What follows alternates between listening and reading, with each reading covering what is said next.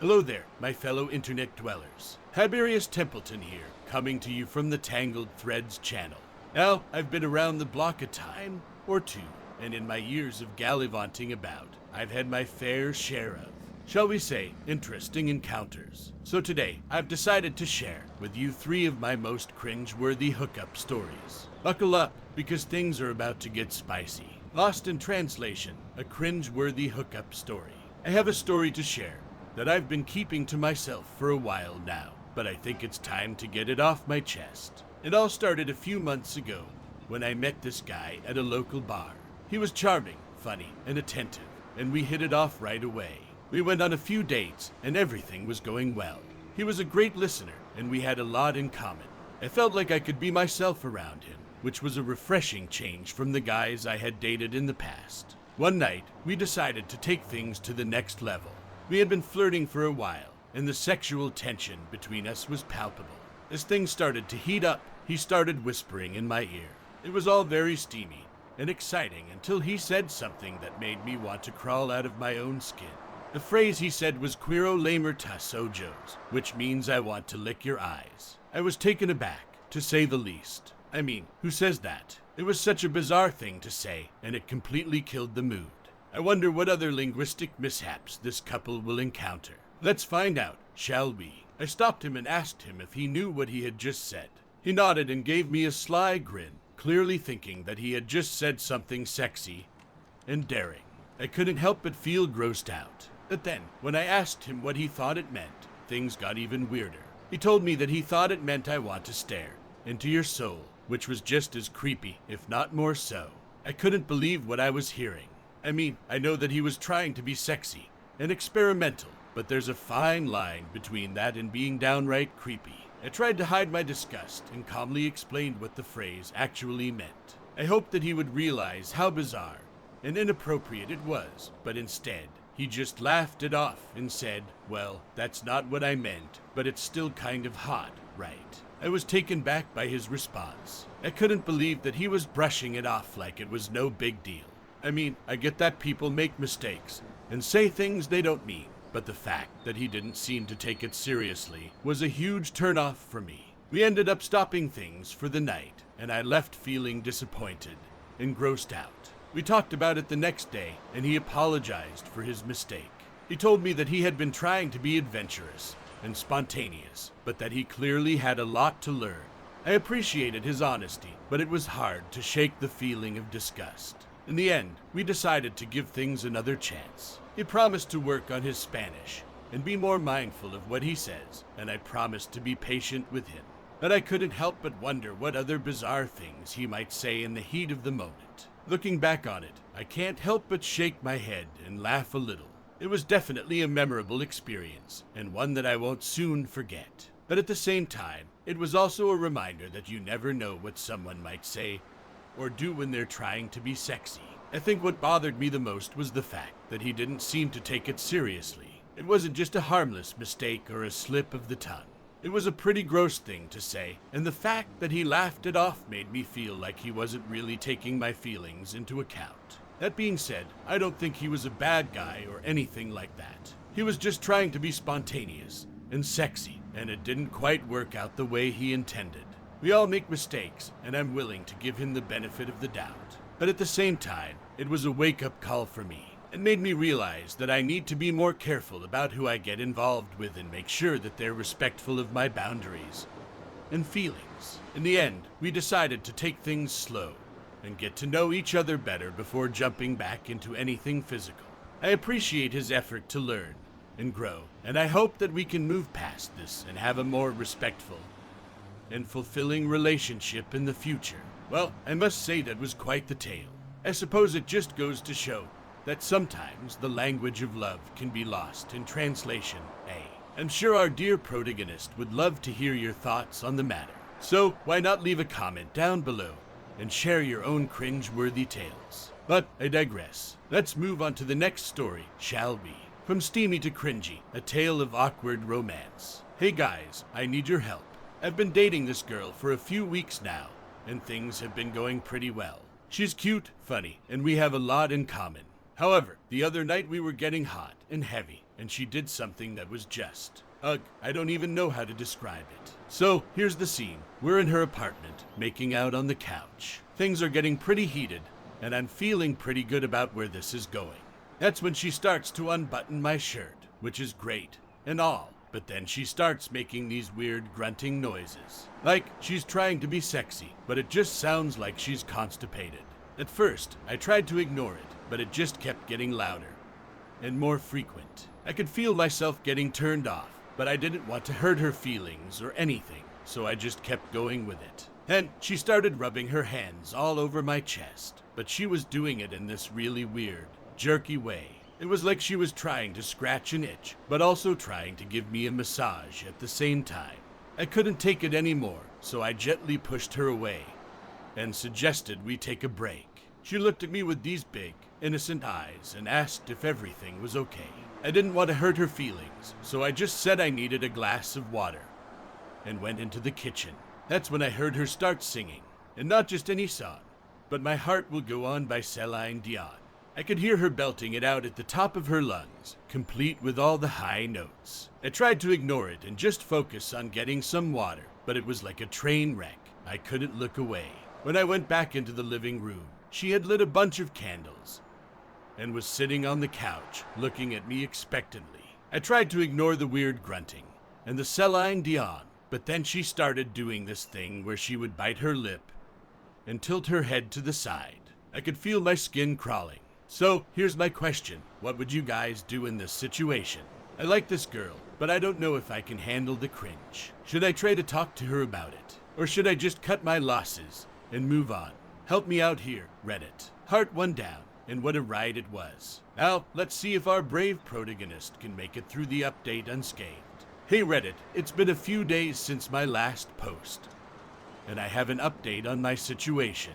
I took your advice and talked to my girlfriend about what happened the other night. She was surprisingly understanding and apologized for being so cringy. I thought we had worked things out and things would get better, but boy was I wrong.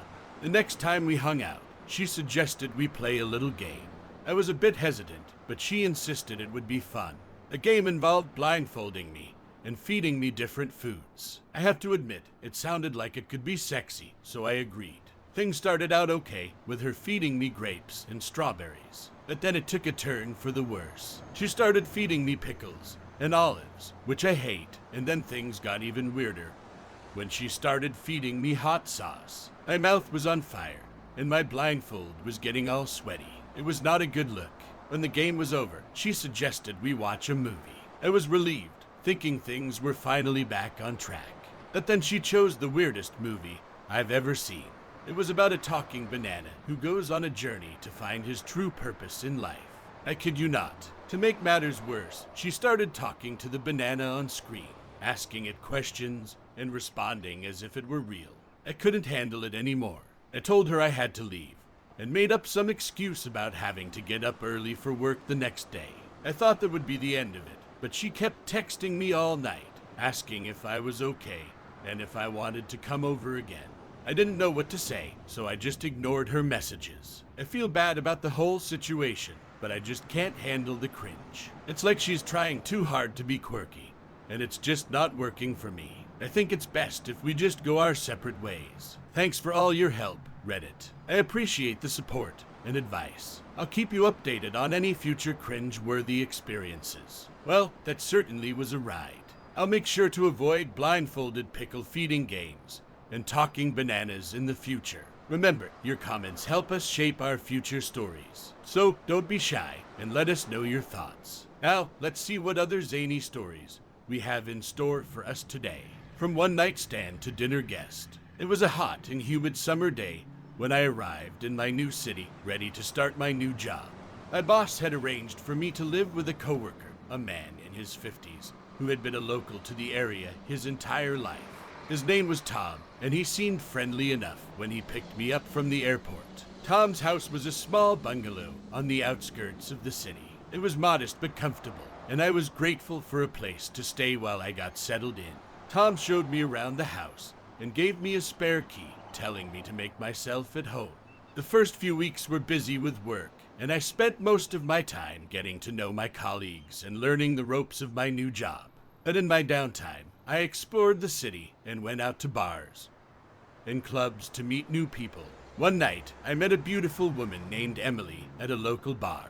We hit it off right away, and before I knew it, we were back at her place, making out on her couch. One thing led to another, and soon we were in her bedroom, having incredible sex. The next day at work, I couldn't stop thinking about Emily.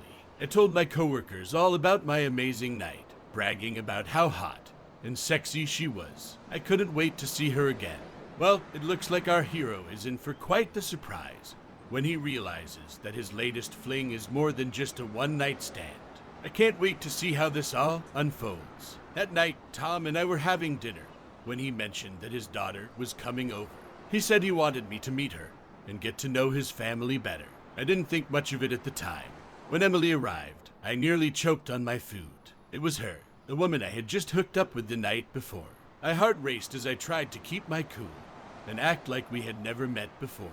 We made small talk, but I could feel the tension between us. I couldn't believe my luck or my misfortune, depending on how you looked at it. Tom had no idea that his daughter and I had just had sex, and I was determined to keep it that way.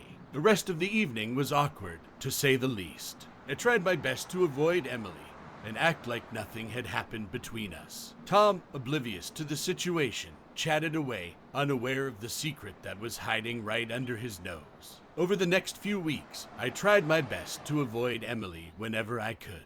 But it was hard. We worked in the same office, and our paths crossed often. Every time I saw her, I felt a mix of guilt and desire. I knew we couldn't keep our secret forever, but I didn't know how to come clean without causing a huge scandal. One night, Tom was out of town, and Emily and I ran into each other at a local bar. We both knew we couldn't keep pretending like nothing had happened between us. We talked for hours, hashing out our feelings and trying to figure out what to do next. In the end, we decided to come clean to Tom. We knew it wouldn't be easy, but we couldn't keep our secret any longer. We sat down with him the next day and told him everything. To our surprise, Tom took it better than we expected. He was shocked at first, but he understood that sometimes things just happen. He forgave us both and told us not to worry about it. From that day forward, Emily and I were able to be together without the guilt and secrecy weighing us down.